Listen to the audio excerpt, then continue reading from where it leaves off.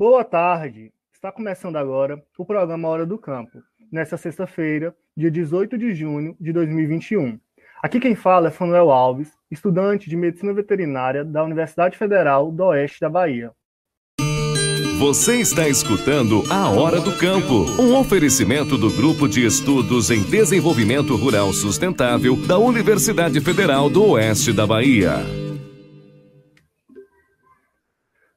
No programa de hoje, iremos conversar sobre restauração ecológica de áreas degradadas e contamos com a presença da doutora Lúcia Ferreira Ribeiro, que é professora do curso de Ciências Biológicas da Universidade Federal do Oeste da Bahia, e também do professor Paulo Roberto de Moura Souza Filho, professor do curso de Agronomia, também da Universidade Federal do Oeste da Bahia. Nossos dois convidados também são integrantes do Centro de Referência em Recuperação de Áreas Degradadas. Bom, antes de mais nada, eu gostaria de agradecer a presença dos nossos convidados e lançar a seguinte pergunta. O que são áreas degradadas?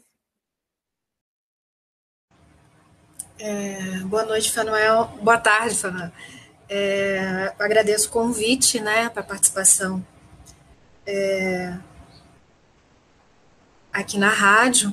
Então, antes da gente falar sobre o que são áreas degradadas, é interessante a gente entender o que são sistemas naturais.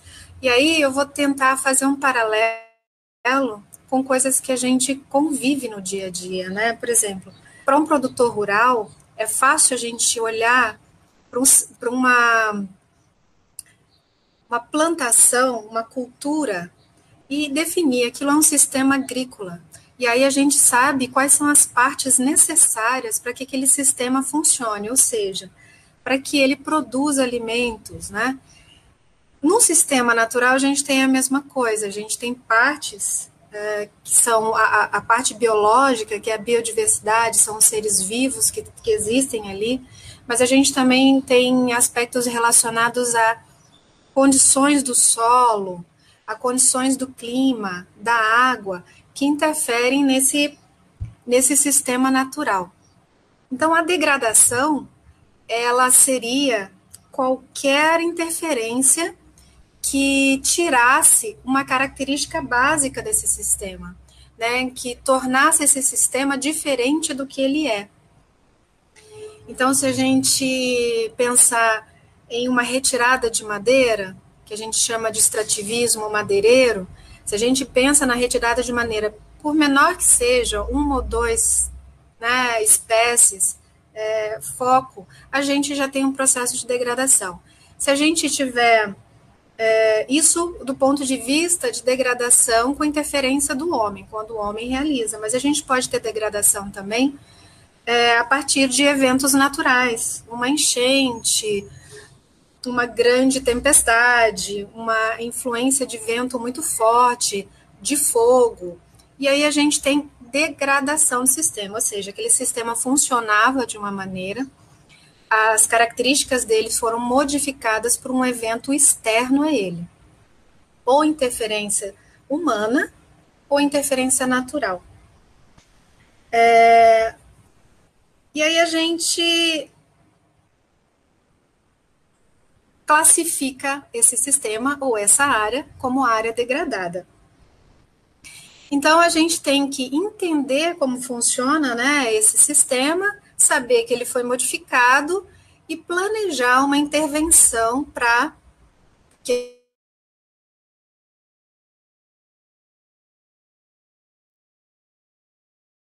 a degradação na região que a gente... tanto na região aqui, que eu falo aqui de Barreiras, né, tanto na região mais de Cerrado, como mais na região mais de transição Cerrado-Caatinga, seria mais a região aí de Barra, né. Então, atividade agrícola, atividade pecuária, que a gente tem corte de material vegetal, que a gente chama de supressão vegetal. Junto com a supressão vegetal, a gente tem a eliminação de hábitats, ou seja, locais de moradia de animais. A gente tem uma modificação nas condições do solo na hora que a gente retira. Se a gente coloca, por exemplo, o pasto, né? Se a gente trabalha com pecuária, a gente tem uma modificação do solo pela compactação do pisoteio do gado.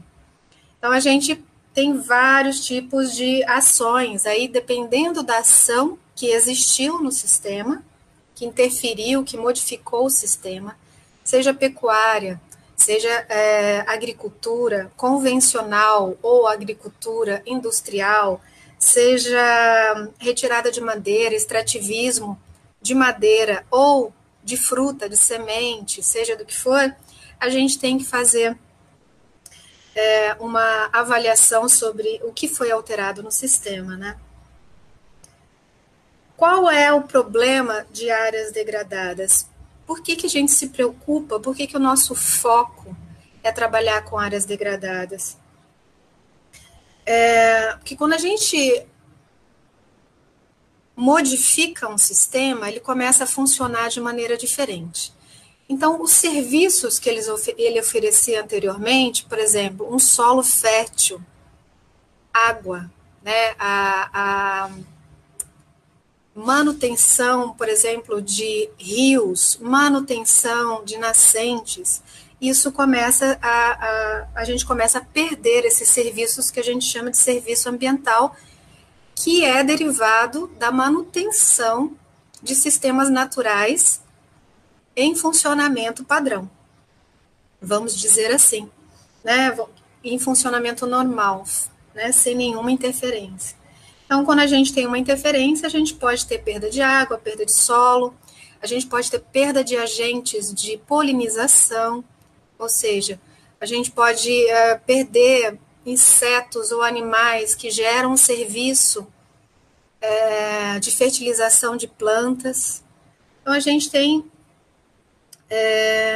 uma série de serviços que a gente perde. Além dos serviços ambientais, a gente também perde biodiversidade. Além do aspecto moral e ético em a gente interferir no ciclo de vida de outras espécies, existe também a ideia de que a biodiversidade ela é um patrimônio, né, um patrimônio nacional, é um patrimônio mundial. Por quê? Porque a partir da biodiversidade, ou seja, seres, tanto plantas como animais, a gente tem a produção de fármacos, né, de medicamentos, de cosméticos, a gente tem produção de alimentos. Então, perder biodiversidade também não é interessante do ponto de vista de manutenção da nossa sobrevivência. Tanto da parte ética e moral relacionada a isso, a evolução do sistema do planeta Terra, né, porque esses animais eles estão aqui há muito mais tempo que a gente, ou ao mesmo tempo, mas com um processo evolutivo bem antigo, então perder essas plantas, esses animais, é um risco muito grande de não retorno, mas além disso, a gente tem aspectos relacionados à nossa manutenção da nossa vida também, né, no planeta dos seres humanos. Então, de uma maneira geral, seria isso, né, o que são áreas degradadas e por que a gente tem esse interesse em trabalhar com recuperação dessas áreas degradadas.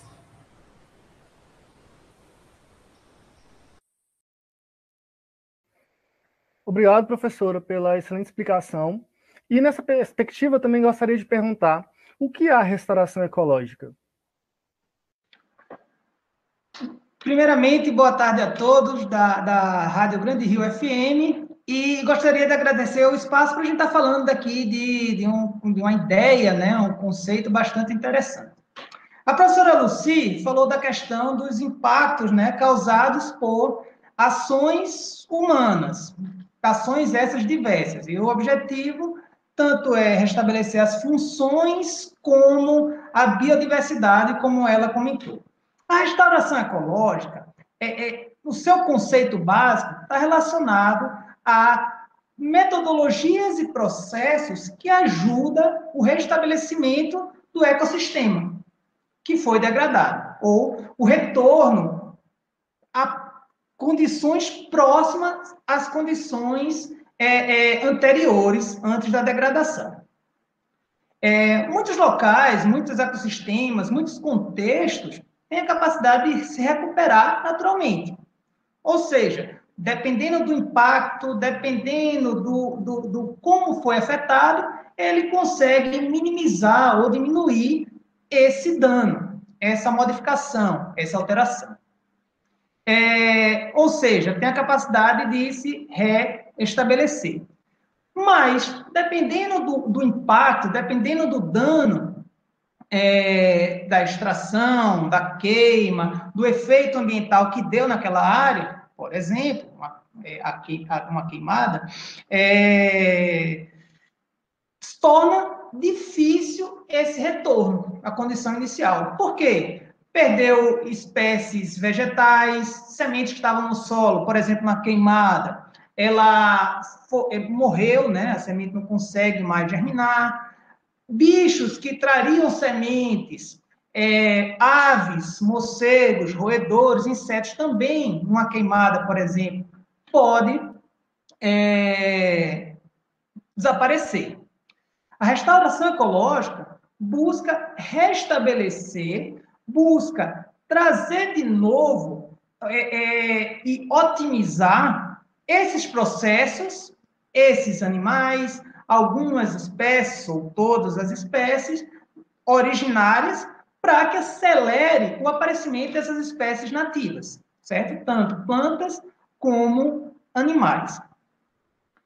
Que é um pouco diferente do processo de plantio de mudas, como é tradicionalmente feito. Tradicionalmente, para recuperar uma área, é plantado mudas em modelos específicos que favorecem uma restauração da vegetação de forma relativamente rápida, porém, muitas vezes não tão eficiente. O processo de recuperação de forma, pensando nas questões ecológicas, nas funções ecológicas, elas tendem a ser um processo que estimula a regeneração natural da vegetação e da fauna atrelada a ela. De forma geral, essas técnicas elas vão ser mais baratas, elas vão ser do que o plantio, porque o plantio de mudas envolve preparação da muda, transporte, muitas vezes a utilização de insumos no campo e pensar em processos que auxiliem na restauração, mas diminua custo também é um ponto importante para a gente otimizar ou melhorar ou aumentar a restauração de áreas degradadas. Aqui em Barra, por exemplo, a gente vai ter alguns brejos nas zonas rurais, né? Que é só cercar a área e a vegetação retorna, a vegetação nativa, os animais retornam em alguns anos, em alguns meses, anos, dependendo do impacto.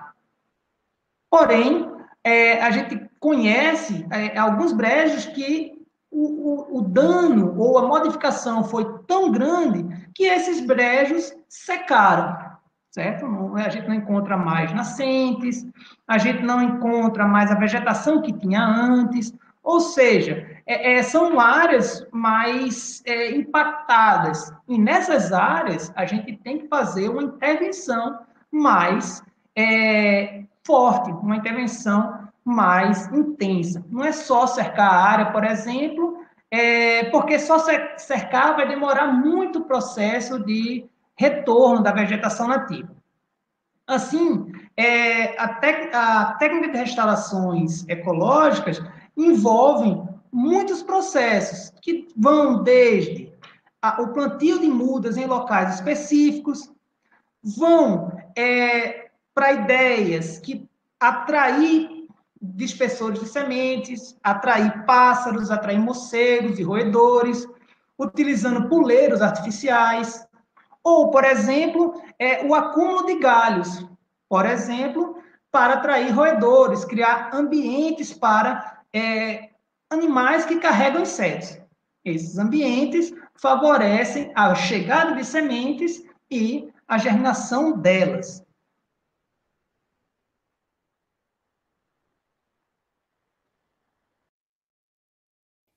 Obrigado, professor Paulo, pela explicação.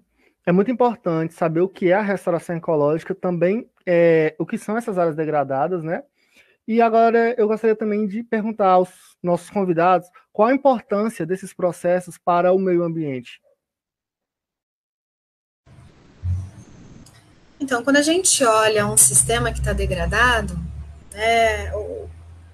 qual o efeito que ele causa? Por exemplo, se a gente, vou usar um exemplo, uma nascente, que ninguém tem dúvida nenhuma qual a importância de uma nascente para uma comunidade rural ou para um produtor rural. Então, ele aumenta a qualidade de vida e ele aumenta a produtividade daquela área rural. Se eu, a partir do princípio da restauração ecológica, que não é apenas plantar espécies vegetais, mas levar o sistema, aquele sistema que foi degradado, ao nível que ele era anteriormente, por exemplo, eu posso ter uma nascente em que a vazão diminuiu, mas eu ainda tenho um pouquinho de vegetação. Então, eu vou enriquecer essa nascente, né? Eu vou plantar outras espécies, mas de que forma eu vou plantar essas outras espécies? Eu vou plantar de uma forma em que eu aumente a diversidade dessa área de nascente. Espécies com diferentes funções. Porque se a gente olhar do ponto de vista de uma planta, de plantas de floresta, ou de plantas de sistemas naturais, cada espécie de planta ela tem uma função no ambiente. Se eu diversifico, ela atua de uma maneira diferente no ambiente. Algumas são tolerantes, por exemplo, ao alagamento, elas se desenvolvem bem em áreas com muita água. Tem outras que se desenvolvem bem em áreas mais secas. Tem outras que atraem polinizadores, insetos, beija-flores, né, que promovem a fertilização de plantas. E isso é bom para o sistema do agricultor. Por quê? Porque se eu tenho uma diversificação de plantas que atraem diferentes insetos, diferentes aves, eu vou ter um serviço também no pomar dele, eu vou ter um serviço no sistema agrícola dele preservado. Se eu tiver um sistema com uma grande, quanto mais equilibrado, quanto mais perto do ambiente que existia antes, que a gente considera, né, como de baixa interferência, quanto mais perto desse sistema, por exemplo, eu vou ter menor número de pragas. Os roedores, eles vão ter comida lá dentro da mata, eles não precisam sair para o sistema agrícola para comer grãos. As cobras, né, o número de cobras dentro de casa, dentro do sistema agrícola, né, nos pomares, vai diminuir também, porque ela vai ter casa, abrigo e comida dentro dessas matas. Então, além dos serviços que a gente sabe que são essenciais, por exemplo, nessa nascente, que é a água efetivamente, a gente tem outros serviços que pode passar despercebido, mas que impacta na qualidade de vida e na produtividade do produtor rural, né, do homem do campo. Se a gente tem um sistema agrícola, uma área agrícola sustentável, ou seja, em que existe um equilíbrio entre sistema natural e o sistema agrícola, a gente vai oferecer para a cidade que está próxima, por exemplo, se a gente olha para Barra, se a gente tem os sistemas agrícolas em equilíbrio, sustentáveis, a cidade de Barra vai ter um clima melhor, vai ter uma qualidade de água melhor, vai ter uma qualidade de vida melhor. Então, uma coisa vai impactando na outra. Então, esses são os processos que a gente tenta resgatar na hora que a gente resgata, né, os sistemas naturais. Então, a gente parte do pressuposto imediato, o que realmente está impactando na qualidade de vida da população, água. Mas vai ficar só na água? Não. Quanto mais diverso, quanto mais equilibrado tiver aquele sistema, aquela área de nascente, mais serviços ele pode gerar para o produtor rural, consequentemente, mais serviço ele vai gerar também para ambientes mais urbanos, vizinhos a esse sistema rural. Você está escutando A Hora do Campo, um oferecimento do Grupo de Estudos em Desenvolvimento Rural Sustentável da Universidade Federal do Oeste da Bahia. Aos ouvintes da Grande Rio FM, estamos de volta com o programa A Hora do Campo. E hoje estamos falando sobre restauração ecológica de áreas degradadas. Contamos com a presença dos professores Lúcio Ribeiro e Paulo Roberto, da Universidade Federal do Oeste da Bahia. No bloco anterior, falamos um pouco sobre o que são áreas degradadas, o que é a restauração ecológica e qual a importância desses processos para o meio ambiente. Agora, gostaria de perguntar aos nossos convidados quais metodologias podem ser utilizadas para restaurar áreas degradadas, seguindo a ideia de restauração ecológica.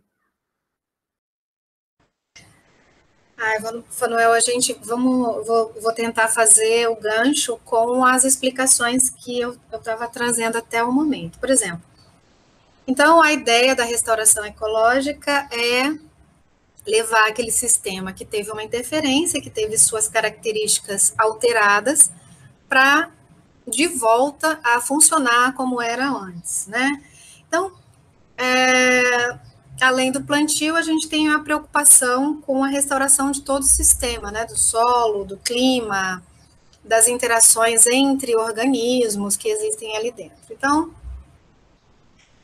quando a gente vai, a partir do critério da restauração ecológica, quando a gente vai visitar uma área onde é necessária uma intervenção, uma recuperação, a primeira coisa que a gente faz é levantar o histórico e ver o que aconteceu ali, para traçar uma estratégia de intervenção, né, de plantio e de manejo dessa área. Após isso, a gente sempre usa como referência, vamos usar a nascente, né, uma nascente que esteja preservada. Eu vou lá recuperar uma nascente, então eu vejo o que degradou aquela nascente, quais foram as perturbações, se foi gado, se foi agricultura, se foi fogo, cada uma dessas exige uma intervenção diferente. Definido qual foi e qual as possíveis estratégias que a gente pode desenvolver para recuperar essa área, a gente olha na região onde tem essa nascente, uma outra nascente que está bem preservada. Aí a gente olha como é que ela funciona, quais são as espécies que tem ali, como é que aquele sistema funciona sem a intervenção, sem a degradação. E aquele vira o nosso modelo. Então, aquele modelo, a partir daquele modelo, a gente escolhe espécies em que a gente vai utilizar para fazer o plantio, a gente sabe qual é a condição de solo ideal que aquele sistema que eu estou recuperando precisa chegar para ficar igual a um sistema preservado. Então, eu vou conduzindo, a ideia é essa, a restauração, independente das técnicas que a gente usa, é um processo de condução de uma área que foi alterada de volta ao funcionamento normal. Então, a gente conduz. E essa condução vai depender do histórico e vai depender do sistema que eu estou trabalhando, né? Então, eu vou ter que entender o que eu preciso fazer para chegar naquele resultado. Então, normalmente, a gente faz essa pesquisa. Primeiro, os processos de degradação que ocorreram, quais são os sistemas naturais preservados em funcionamento, para a gente usar como exemplo, e aí a gente começa o processo. Esse processo, como o professor Paulo falou, existem várias técnicas, né? Ele falou em passiva e ativa. A passiva, ela é muito importante porque ela diminui custo, né? A gente cerca. Por que a gente cerca? Porque a gente quer que aquele processo externo que interferiu naquele sistema, que degradou aquele sistema, acabe. Então, a primeira coisa é isolar. A gente isola a área, por exemplo, e faz um acero, se o problema foi fogo, faz um acero, isola, faz acero, para que não tenha entrada de gado, para que não tenha entrada de fogo, para que não tenha entrada, por exemplo, de pessoas que vão lá para tirar madeira. Então, a gente isola a área para que o impacto, aquilo que levou à degradação, acabe, cesse a partir daquele momento. E a partir daquele momento é o início da recuperação. Então, primeiro a gente isola. Depois do isolamento, a gente escolhe se a gente vai fazer a ativa e a passiva. Se a gente for fazer a passiva, ela é mais barata, mas ela depende de várias questões, né? Depende de o quanto a gente tem ali dentro ainda de sistema preservado, de floresta preservada, o quanto essa floresta, essa nascente está próxima a outra, que é capaz de ajudar ela na colonização, né? Então, o quanto a região em que eu estou trabalhando favorece uma regeneração passiva, mas, como o professor Paulo falou, ela é lenta. Mesmo se a gente escolher uma regeneração passiva, a gente faz enriquecimentos, faz intervenção ao longo do processo. Se a gente escolher uma ativa, a gente pode plantar mudas, a gente pode semear sementes diretamente no solo, a gente pode retirar desse ecossistema, desse sistema natural que eu estou usando como referência, esse preservado, eu posso ir lá e pegar pedaços de solo e levar para aquele que está degradado, para que micro-organismos do solo, para aquela matéria orgânica, a gente faça pequenos áreas de recolonização, né? Ali vai vir sementes, ali vai vir pequenos micro-organismos do solo, e aí começa a colonização no sistema que está degradado. A gente pode, como o professor Paulo falou, fazer ou plantio, esquemas que atraiam a fauna, porque aí a gente vai ter uma chuva de sementes, ou seja, a chegada de sementes dentro dessa área e aumenta o processo de restauração, ou recuperação. Então, vai depender do histórico, vai depender do que eu tenho em volta, vai depender do quanto eu preciso investir naquela floresta para que ela se recupere. Tem florestas que estão menos degradadas, outras mais degradadas. Qual o investimento que eu preciso fazer para conduzir esse sistema à restauração, né? A gente tem várias técnicas, mas a principal é entender aquela específica. E essa é uma preocupação do centro de referência da UFOB. Não é aplicar uma técnica, um plano de recuperação que seja um modelo único, porque cada área vai ser diferente, porque tem um histórico de perturbação e degradação diferente, e tem uma diversidade diferente, um funcionamento diferente. Então, o nosso desafio enquanto centro de referência, é entender quais são os principais impactos que ocorrem nas regiões, os principais sistemas, os principais impactos, e quais são as possibilidades de intervenção. Vai variar de região para região, vai variar de impacto que foi realizado, de histórico de degradação para histórico de degradação. Então, um processo que a gente ainda está em andamento, né, que a gente ainda vem fazendo pesquisas, mas a gente trabalha com mudas, sementes, como o professor Paulo falou, com puleiros, né, a retirada de material de uma mata para colocar na outra, para estimular o desenvolvimento, e por aí vai.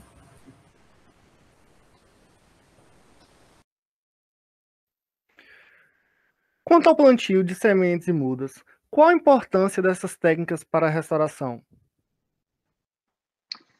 Samuel, essas duas técnicas, né, que são bem tradicionais, principalmente o plantio de mudas, o plantio direto de mudas, né, é muito utilizado. Atualmente, quando você pensa em recuperar uma área, você não, vamos pegar tantas mudas por hectare e plantar naquela área. Essa técnica de plantio de área total, ela tem suas vantagens, mas tem suas desvantagens. Uma desvantagem muito marcante é a questão do elevado custo, por muda, por área, como eu falei anteriormente, né? A questão de insumos. De modo geral, como a professora Lucy falou anteriormente, algumas áreas elas têm um processo de retorno da vegetação de forma passiva. É possível retornar isolando aquele ambiente, isolando da condição que causou o dano, certo? Porém, a gente pode, em vez de plantar mudas em grande quantidade, a gente pode estudar o histórico, estudar o caso e otimizar ou ajudar a que a vegetação retorne às condições parecidas ou igual à inicial, tudo bem? Ou parecido com a nossa referência. Um exemplo interessante é o plantio de mudas em áreas específicas, áreas mais impactadas. Essas mudas, ou esse núcleo de mudas, que a gente pode estar plantando em alguns locais, a gente atrai dispersores de sementes, atrai pássaros, atrai insetos, roedores, morcegos, que trazem sementes de outros locais. Por quê? Cria um abrigo. Muitas vezes também ajuda trazendo as sementes de outros locais, no enriquecimento da vegetação, como a própria professora Lucy comentou. Além do mais, essas espécies que a gente plantou, elas também vão produzir sementes, e as próprias sementes delas vão colonizar o local, vão enriquecer a área, vão ampliar, aumentar. Esse é um processo que a gente denomina de nucleação. Além disso, como a professora Lucy falou, a gente tem que avaliar muito bem quais espécies utilizar, certo? Quais espécies vegetais efetivamente plantar. Vou usar um exemplo aqui de Barra. A gente não vai plantar buriti na região dos tabuleiros. Por quê? Na região dos tabuleiros é um ambiente que não proporciona, não favorece o desenvolvimento do buriti, propriamente dito. O buriti é uma planta que precisa de muita água, e na região dos tabuleiros não vai favorecer o crescimento da planta.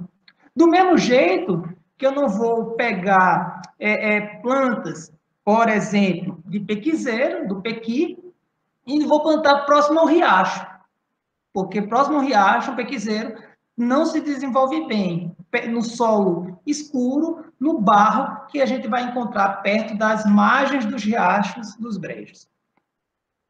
Bem, dessa forma, quanto mais mudas, mais fica caro por hectare. E otimizar, ajudar que a natureza ou que as funções ecológicas se restabeleçam, as interações ecológicas se estabeleçam, um caminho da recuperação ecológica, da restauração ecológica. Bem, além disso, está cada vez mais sendo estudado, né?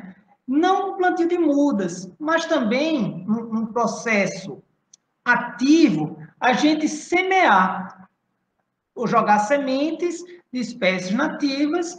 Muitas vezes a gente pode estar estimulando elas a germinarem, muitas vezes a gente vai estar semeando em períodos específicos, em quantidades específicas, que favoreçam o aparecimento das espécies. Mas é extremamente importante que essas sementes sejam de matrizes, ou seja, de plantas da região, para que a gente não traga material externo, material exógeno, material de outros locais. Sendo material local, muito mais adaptado, entre grandes aspas, mas mais vantajoso a longo prazo.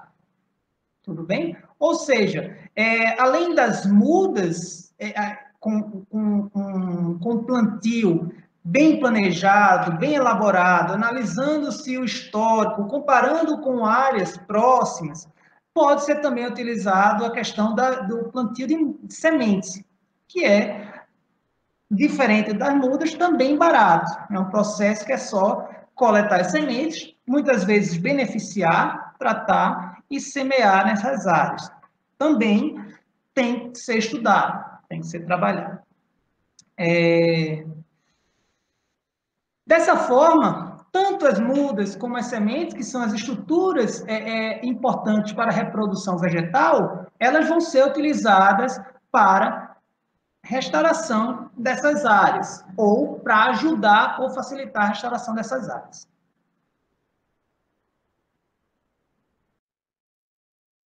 Obrigado, professor. Uma dúvida que nossos ouvintes podem estar se fazendo é: qual a importância desse conhecimento para diminuir os impactos ambientais? Com relação a esses conhecimentos, essas técnicas, esses processos, são extremamente importantes. Por quê? Para reduzir, para diminuir as áreas degradadas, a gente tem que conhecer quais plantas utilizarem. E a gente vai utilizar, geralmente, o histórico, como a professora Lucy falou, ou uma área de referência, ou uma área de referência. Outra informação importante que pode ser menosprezada é quando fazer esse processo. Antes da chuva, durante a chuva, depois da época das chuvas, dependendo da espécie, cada uma das condições cada uma das épocas vai trazer benefícios ou malefícios. Aí, isso tem que ser avaliado. E onde plantar. Se há realmente a necessidade de plantar, também são fatores que devem ser estudados ou conhecidos antes de se implementar a técnica propriamente dita. Ou seja, a princípio, assim, pode parecer algo simples, né? Determinar qual planta, quando plantar, onde, mas para que haja sucesso, é necessário um estudo preliminar. E o centro de referência tem, entre outras funções, essa forma de ajudar no desenvolvimento ou na indicação dessas características, dessas demandas. Vamos utilizar o exemplo de uma área que foi recentemente queimada, né? Um efeito natural, está seco, né? A gente vai ter na região aqui períodos de setembro, outubro, queimadas espontâneas, tudo bem? E uma área foi queimada. Dependendo do impacto dessa queimada, ela mesma se restabelece, como comentado anteriormente. Ela na próxima estação vai ter as sementes que vão germinar, que vão crescer, mas se for uma área muito grande, ou se a intensidade do fogo foi muito intensa, pode ser que essa área fique por muitos anos sem um retorno natural. E a gente auxiliar, a gente ajudar, vai fazer com que aquelas condições naturais ajudem de alguma forma, ou seja, com serviços ambientais que favoreçam não só as comunidades próximas, mas favoreçam a biodiversidade local.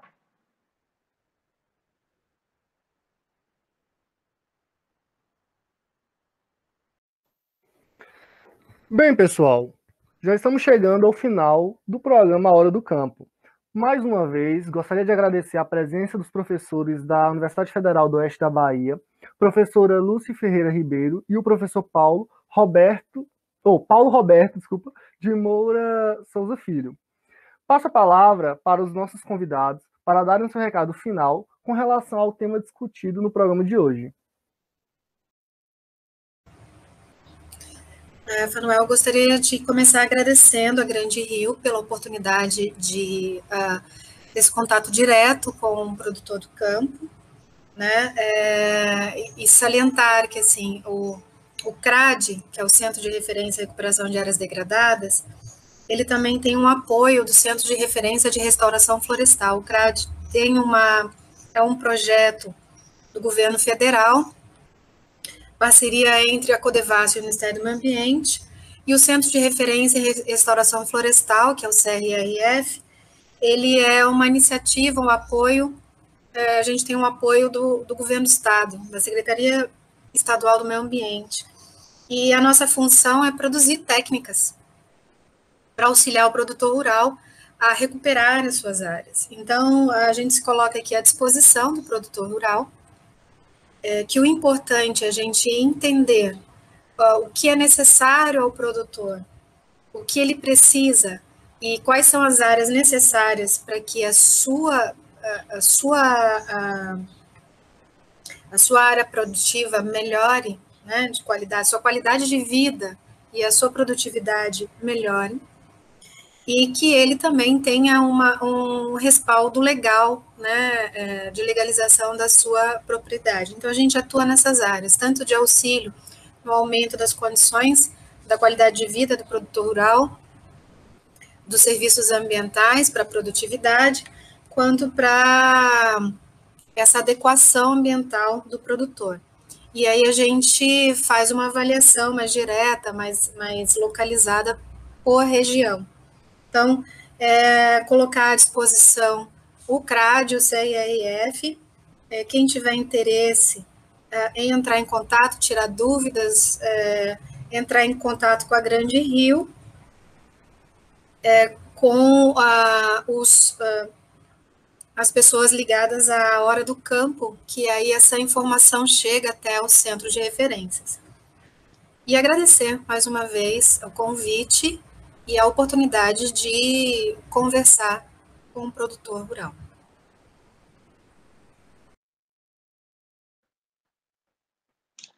Eu gostaria de agradecer também a oportunidade de estar aqui conversando e lembrar também da semana passada, né? Tivemos a Semana do Meio Ambiente, que é um momento todo ano, né? Que a gente busca pensar, né? Nas questões ambientais, no impacto que nossas ações, né? Que o nosso desenvolvimento causa à natureza e acaba refletindo de volta para a gente.